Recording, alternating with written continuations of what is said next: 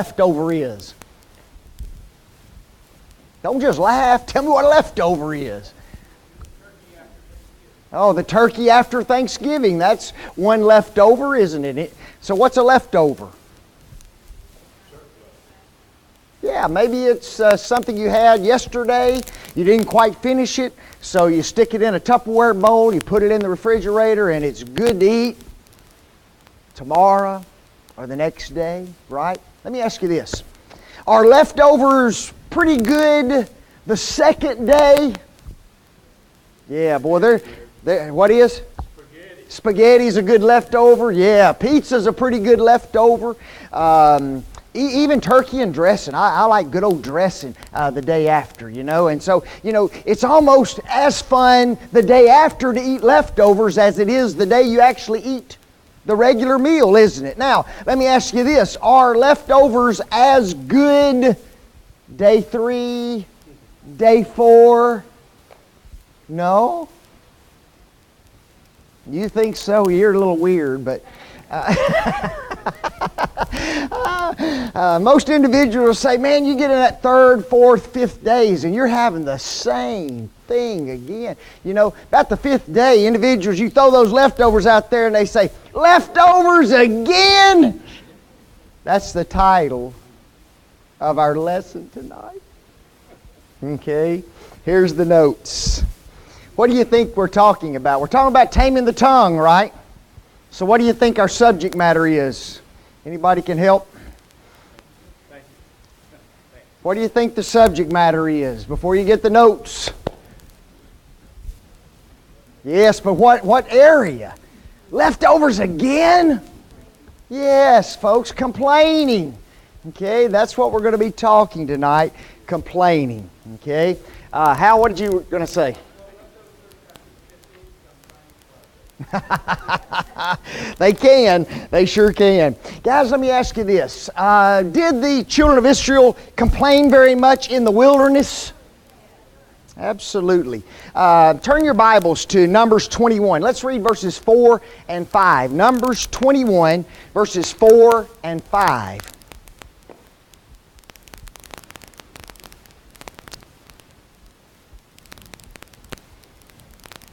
Somebody get there, just read it for us. Numbers 21, 4 and 5.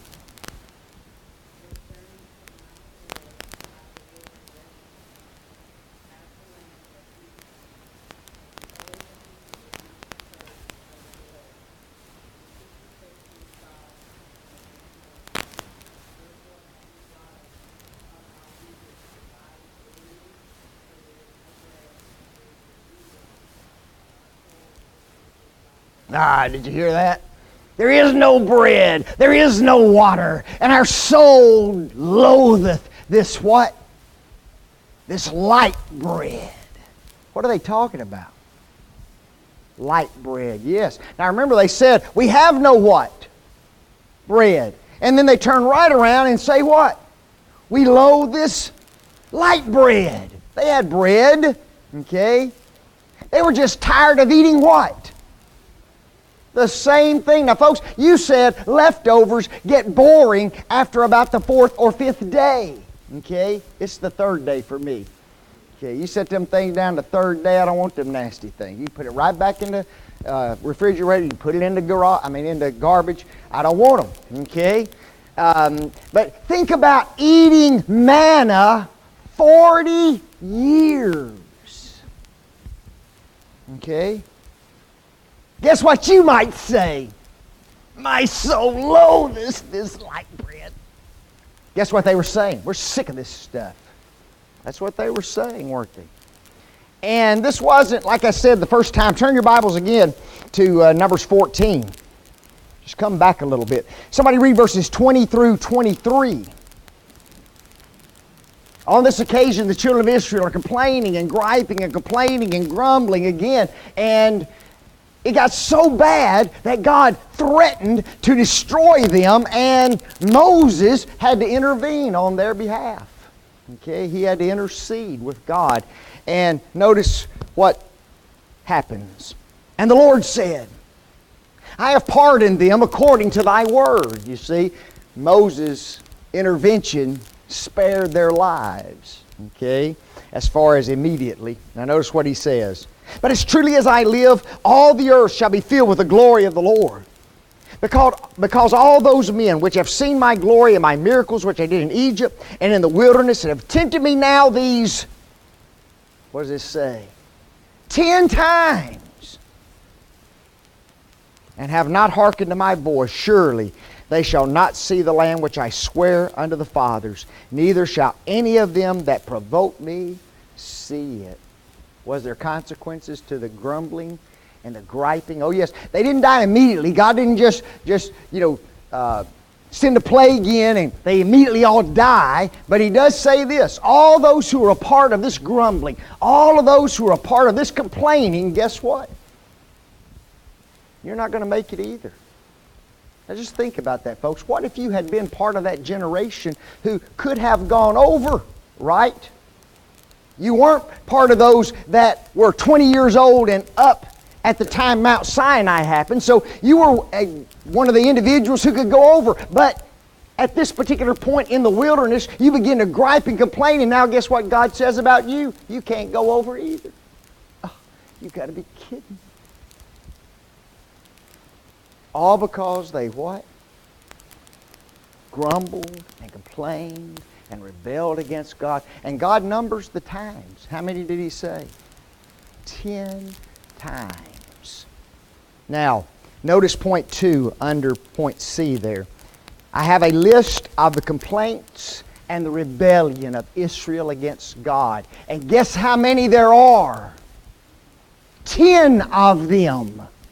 Okay, now folks, this does not include all the time the children of Israel also stood up and rebelled against who? Against Moses. Okay? These are rebellions against God and God's provisions for them. Okay? We won't go through all of them. I just wanted you to see that there are 10. Okay? Because God said that they had rebelled against Him, they had provoked Him 10 times, and God wasn't lying about that. And we hear that and we read about that and we go, wow, those guys were terrible. Don't we? Those Israelites, what are they doing? Grumbling and griping like that in the wilderness. Look at point D. We must not be too hard on the Israelites. We too are good at complaining. Folks, there is an article at actforlibraries.com, and it says this: an average person is said to complain 15 to 30 times a day. Now, I don't know about all you average folk. Okay? Can you imagine? We grumble and we gripe and we complain 15 to 30 times a day. If I had asked you that right at the start, how many of you grumble and gripe and complain 30 times a day? How many of you would have raised your hand? Oh, no, not me. Yeah. In fact, I haven't griped or complained once today. I'm such a wonderful Christian. Yeah. Then you'd gripe because nobody was there. Where's everybody? But that leads to point E. This is another area wherein we need to learn to tame the tongue. So let's look at complaining. And again, the title of the lesson is Leftovers Again. Okay. The definition of complaining. Folks, I love this section right here. Okay, if we just got a little something out of this one little section right here, it's just good. Okay, look at how dictionary.com defines complaining: to express dissatisfaction, pain, uneasiness, censure, resentment, grief. Watch this next one. An individual said that complaining is the non-acceptance of what is. Guys, there's some things that it just is. You know it? There's some people who have just let themselves go and they're in bad health, and guess what? They complain about it, but guess what? It's just what is. See, they don't want to really accept it. Okay, they don't want to believe it's true. They don't want to believe that it's real. And guess what? Complaining is just the non-acceptance of what really is. I just thought that was a great definition. Notice point C. This was a good one too. Complaining is a vain way of expressing pain without getting relief. How you like that? That's pretty good too, isn't it? You know? We gripe and we complain. We gripe and we complain. We gripe and we complain. And guess what? Nothing gets any gooder. Not just because you griped and complained. Oh yes, I get to express my pain. But guess what? Nothing goes away. Nothing changes. Because we're denying the reality of what? What is. Okay?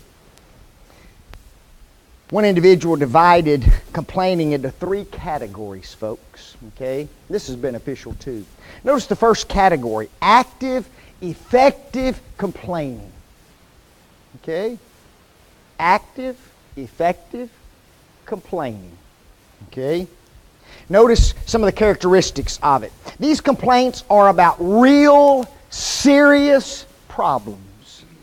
Now guys, there's absolutely no doubt that there are times in our life when real, serious, huge, big problems exist. And guess what? Somebody needs to what? Somebody needs to complain. Somebody needs to say something.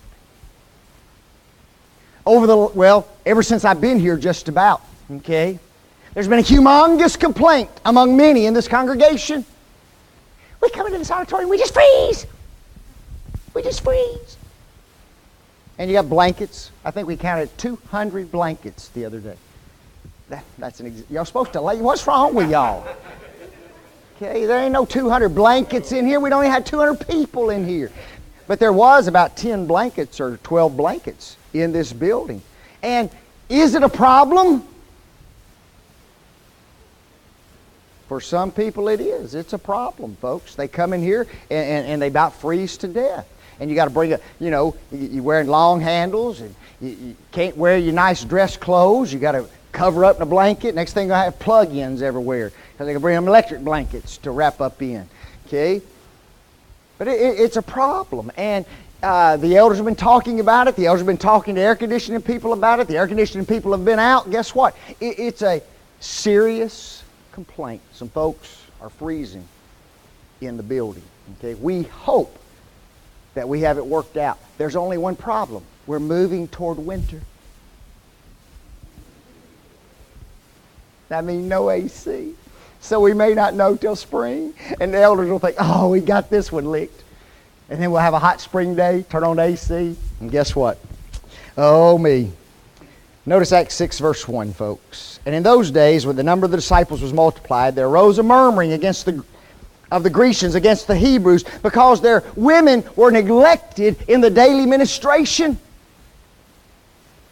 Was it just a complaint, or was it really a real problem? Folks, it was a problem. How do we know it was a problem? Huh? Yeah, because the apostles immediately addressed it, didn't they? Choose ye out from among you 7 men of honest report, whom we may appoint over this business. Folks, it was a complaint. Okay, our widows are being neglected in the daily ministration. It was a complaint. It was a real complaint, a real problem. And the apostles took the complaint and they dealt with it. Okay? Now here's something about real complaints. They don't happen that often. Okay? Oh yeah, occasionally you'll have a real complaint, a serious problem that you really just have to speak out about. Okay? Notice this next one, venting. Oh, I hate venting. Okay? Don't even like the word, venting. Okay? Anything got vents causes me to shake just a little bit. Okay? What is venting anyway? What is it? Blowing off steam. You see, that's the reason I don't like it. That's a pretty good definition, you know. It's not fun to watch somebody blow steam off, is it? Steam's hot for one thing, okay? And it seems like when they start blowing, it always blows where? Right on you, okay? But venting can be good, and venting can be bad, okay? Venting can be good if there's several individuals get together and they start venting, and they don't just vent their feelings, they also start brainstorming for what? For solutions. okay, then change might be able to happen, okay? But guys, most of the time, that's not the way venting is. You know that? Venting just means what? Talking about everything that's wrong, everything that's bad, everything that's terrible, everything that's horrible, and you just keep regurgitating that mess over and over and over and over and over, and usually it just gets worser and worser and worser. What?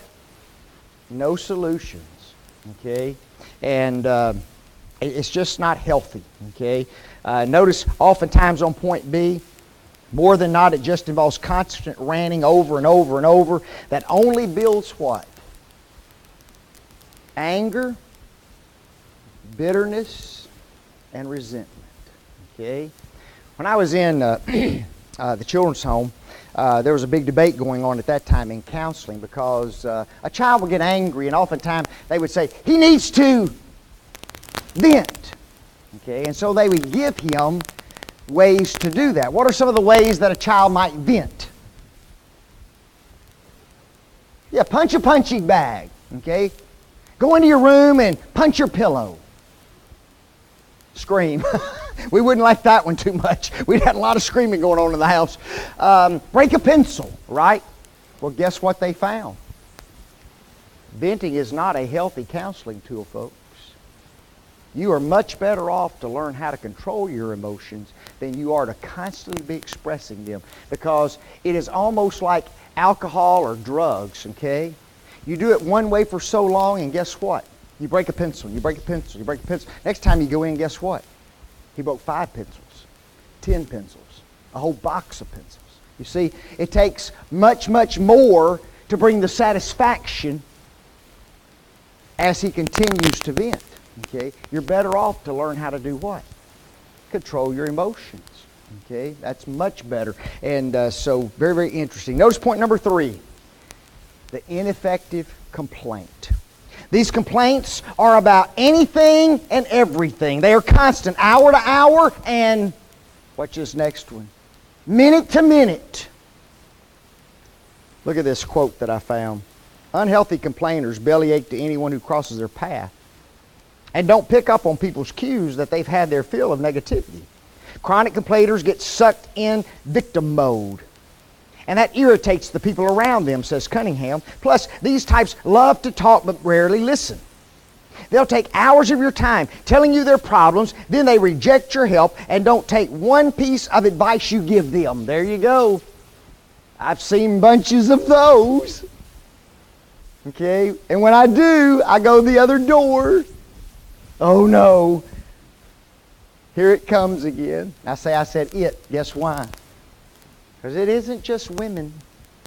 Sometimes we men can do pretty good job at complaining, can't we?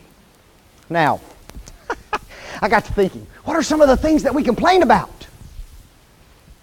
And guys, I just went from A to Z. Okay? I just went from A to Z. And I stopped because the alphabet stopped. I was going to have to go AA, BB, CC. Okay? I didn't want to do that. Okay? But just stop and listen.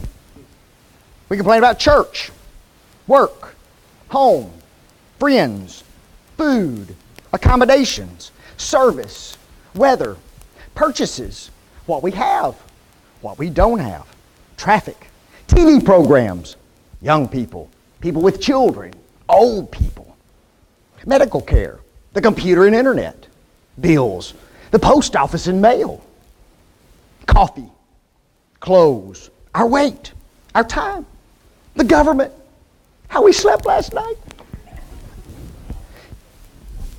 What you say? You don't do any of those? You can just stand up and show us. Here's Mr. Perfect, folks. This man's got his tongue bridled. You see, what's so funny to me is, as you read through that list, everybody laughs. Why do we laugh? Because we've done every one of them, hadn't we? You know what time my mail gets to my house? 7 o'clock at night. That is no kidding. 7. When did mail start coming at 7 at night? Okay? That just blows my mind. You know, I check the mail 14 times a day, and I just need to stay in the house till 7 o'clock. Oh, poor thing. He lives in a gated community. And now he's complaining about having to go get his mail at the gate. Oh, see how we are? Now, watch this. Are you ready? I didn't put this in your notes. I kept it out of your notes, and I put it in my notes so that we'd have some fun. In every one of those areas, guess what? There's hundreds and hundreds of complaints. No, preacher. Yeah. I just picked church. You ready? Leaders' decisions, programs of the church, certain people in the church. The lesson. It's too long. It's too short. I don't agree with it. Times of services, temperature of the building. Song leaders, too many songs, too little songs. He didn't sing all the verses. He sang way too many of the verses. The Lord's Supper, the type of crackers, the taste of the fruit of the vine. It wasn't cold enough. I see everybody at the Lord's Supper. Don't you do that? Everybody does that. It's a little bit strong. Ooh, this is almost fermented. Okay? They didn't put this in the refrigerator. They just left it out the last 3 days. Okay? Popping mints. You know, I've seen it. Everybody knows. Cleaning the building, the appearance of the building and grounds. The sound system, getting out too late. Too many fellowship meals. Not enough fellowship meals. Now that's just church. You know, I thank the Lord I'm not in your home. And you think the same thing about mine. But folks, we're just good at what? We're just good at complaining. And see, when you really break it down into all these areas and we just start laughing about it, then guess what? I know we're doing it. Okay? I know we're doing it. Notice point 3. The Bible and complaining. Now remember, we started this lesson talking about the Israelites, didn't we? And how much they complained. Okay? And I find it interesting that the first time we bump into a command, an instruction about murmuring and complaining, the Apostle Paul's mind goes all the way back to guess who? To the Israelites. And he simply says this in 1 Corinthians 10:10. Neither murmur ye as some of them also murmured and were destroyed of the destroyer. Wow. That's a 3-part verse, folks. Number 1, the prohibition. Neither murmur ye. Okay? And then he says, he talks about the past. As some of them also murmured. He's talking about the Israelites. And then notice the very last part, the punishment. And were destroyed of the destroyer. Guess what God doesn't like? Guess what God gets tired of? Murmuring and complaining.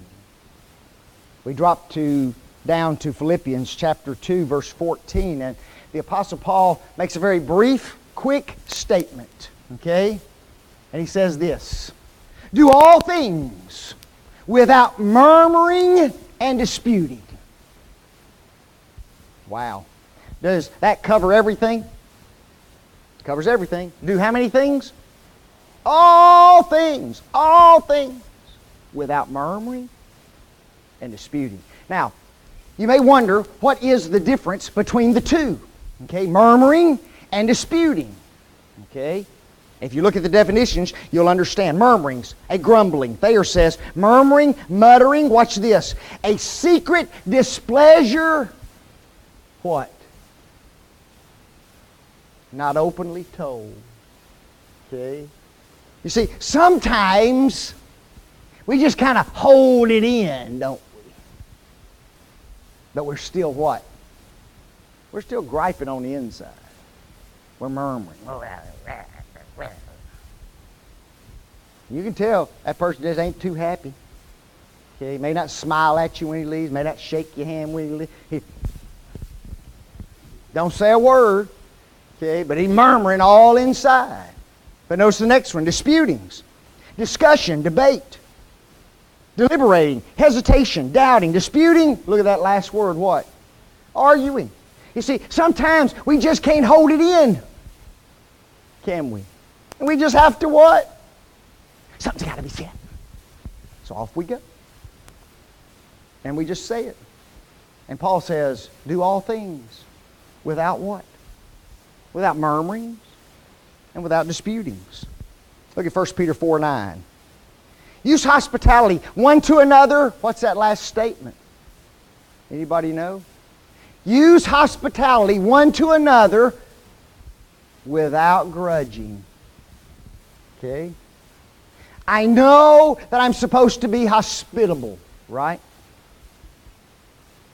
So I invite a little group over, and the whole time I'm cooking my food, I'm what? This is just way too much work. This costs way too much money. I bet some of those folks don't even show. Phone rings. There they are. They're not going to come. And here I have worked all day. Okay? See what we do? I know what we do. You want to know why I know? I'm right in there with you. Okay? I've been there. You know? It is difficult not to complain, right? And so, rather than not complete this command, guess what we've chosen to do? We just don't do hospitality anymore. That way I don't have to what? I don't have to gripe. The only problem with that is I violate the first part of the verse. Use hospitality one to another without grudging. Beverly, what were you going to say? Oh.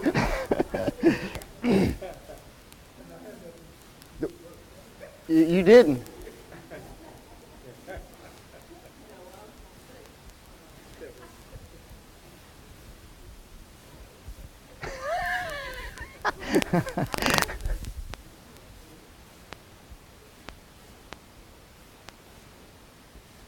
Oh, phew. Everybody in this room's laughing. You know, I've seen some of them faces murmuring and complaining. You know, oh, house to house, it's already here again. Gonna get no rest this afternoon. By the time I go eat something, come back, I don't get no sleep. Football game comes on 3:30. I'm gonna miss the whole game. I only get to watch half anyway because I gotta go at 5:30. Don't tell me nobody complains. I know better than that. You know?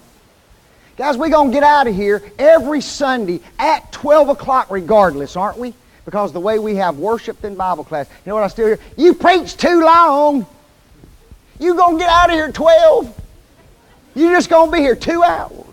Okay, we'll switch it so you don't get out of here at 12:30. Then you have a real complaint. Right? Ooh, boy, look at that, 12:30. But see, you're going to get out of here at 12. Unbelievable, you know, how we are. And we excuse ourselves, and we justify ourselves, and we laugh at ourselves, and we just keep on complaining. Yes, ma'am.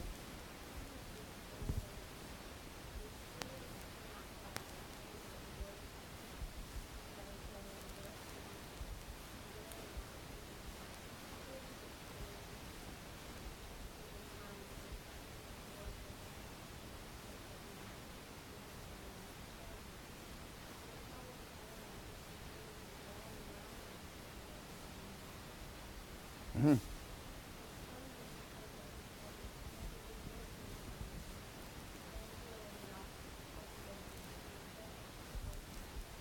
Right.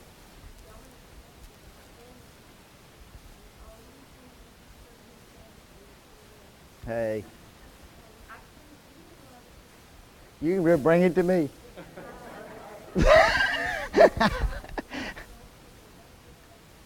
Wow. Isn't that something? In their culture. Yeah. That's a big expense to this, a sacrifice. Yeah. See, and that's going to be in the last point of the lesson, folks. We lose perspective. Okay? Or maybe we don't even have a perspective except ours. Okay? And because we only have our perspective, then guess what? We complain. If we had a true perspective of things, then guess what? You know, if we understood what it is like to stand in a line in order to get bread, right? And have to wait 3, 4, 5 hours, only be able to get it once every 2 weeks or whatever they have to do. They're standing in lines in some country to get toilet paper, folks. Toilet paper. That blows your mind, doesn't it? Okay? And we'll complain because, we didn't get Cottonelle. We just got the old Walmart brand stuff. Well, you got it.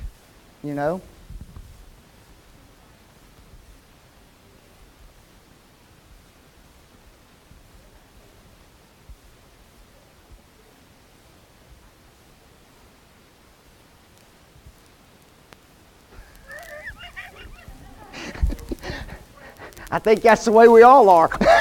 I'm not complaining. I'm just stating a fact. I'm just saying the way it is, Notice why people complain, folks. Let's run through that list. Notice how many reasons there are, okay? Conversation starters, aren't they? You walk into the bank, pouring down rain. Man, ain't it a nasty day today? Person says, yeah, sure is. Just nasty as it can be. Conversation. We can start a conversation based on a complaint, can't we? And it's easy to do. Life's not fair. We used to get those kids in at the children's home. That'd be one of their biggest complaints. It ain't fair. I told them, I said, the fair comes to Paragould once a year. And you can buy tickets and go.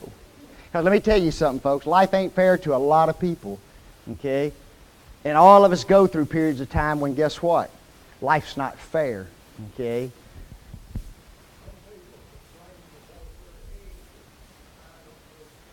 Oh, absolutely. Yeah, they will, Larry.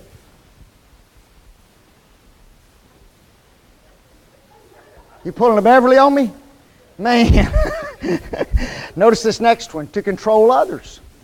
Okay? I can complain to control others. If you're a boss and guess one of the ways you can try to control somebody. Complain about them all the time. Okay? Just ride their case about every little thing that they're not doing, right? Or how this isn't done right or that isn't done right. So you just gripe and complain, and that lets them know, guess what? I'm in charge. Okay, so controlling others. Genuinely unhappy. And there are a few people like that in society. Don't have to take responsibility. Okay? Come into work late. Traffic was just terrible. You just wouldn't believe the drive. Wasn't that you left home 15 minutes early and hit the traffic that you don't normally hit. Okay? It's just the traffic was bad. So I don't have to take what? Responsibility for being late. Okay? Jealousy. Lack of empathy. An attempt to be superior. Precursor. To be superior. Disrespect of authority. Notice that next one. Loss of perspective. Look at L. Being with other complainers. Do complainers like to be with complainers? Yeah. And you're not a complainer, but you get around a complainer, and guess what? All of a sudden, you think, dude, I have something to complain about. And you didn't before you got around them. It's unbelievable. We just about have to exile ourselves to the planet, wouldn't we, to get away from all of them. Notice this next one. It feels good. Some people just like to what? Just like to complain. Makes them feel better for some reason. Okay, I don't know what the feeling is, but it makes them feel better. Watch this next one. Hidden agendas. Okay. If I complain enough about something, then I will get what I want. Is that true? That can happen, can it? Okay? There's something I want. There's something I desire. I have an agenda that I want to get across. And so in order to do it, I just start complaining about something so that when it changes into what I desire. Okay? And that can happen. And people sometimes do that. Notice O, evil hearts. We talked about this one about 3 weeks ago. A critical, judgmental spirit. Selfishness. Discontent. And then watch this one. To force others to carry my negative feelings. Wow. I don't want to carry all my burden by myself. So I guess what I do? I dump it on somebody else. Okay? Guys, there's some times that other people, can they help your complaint? Can they help your gripe? Ain't nothing they can do about it. Except what? Sit there and listen, right? And they usually end with something like really nice. Thank you for listening. And we usually are very pleasant back. We say, oh, that's okay, anytime. Don't say the anytime. Because guess what? They will.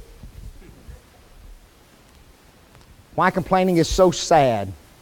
Makes things look worse than they really are. Isn't it amazing how bad we can make something look? You know? Just horrible. It's just horrible. And really, it's not that horrible. But our complaining sure does make it look bad, doesn't it? It's unbelievable. Notice this next one. Why complaining is bad? It can become a habit. Isn't that something? It can become, Nagging becomes a habit too? I'll talk about that next week.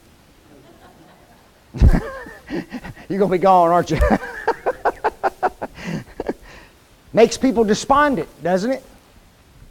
Kills initiative or innovation. Makes one negative. Makes one bitter. Does not solve problems.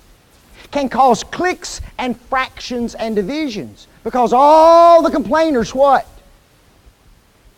They get together. And guys, that is not good in congregations. You know what? Because it sets up the church for a division. You know that? Because all the complainers, they got their little corner, and buddy, they're going after it all the time, complaining. And they're voicing those complaints to the elders or to leadership. And guess what it does? It creates that friction that eventually can bring division to a congregation. Makes one self-righteous. And watch this one. Harms relationships. Who likes a complainer? We must. Or we couldn't like ourselves, could we? Ways to overcome complaining. I just listed 5. Number 1, folks, be aware that you're complaining. You see, most of the time, we're not even aware of it. We make a negative statement, we make another negative statement, and nobody ever corrects us, nobody ever says anything to us, and all of a sudden, we're saying them all the time. And we never even know it. And when somebody points it out, no, I'm not. No, I'm not. How'd you like to get slapped every time you complain? You know? Some of you have some red cheeks, boy, by the end of the day. Pow, pow, pow, man, you know? But we do need somebody sometime just to stop us and say what? Look, stop complaining. So we need to get an accountability person so that we'll recognize what we're doing. Notice this next one. Thankful for what we have, folks. Thankful for what we have. In everything give thanks, for this is the will of God in Christ Jesus concerning you. 1 Thessalonians 5:18. Glenn?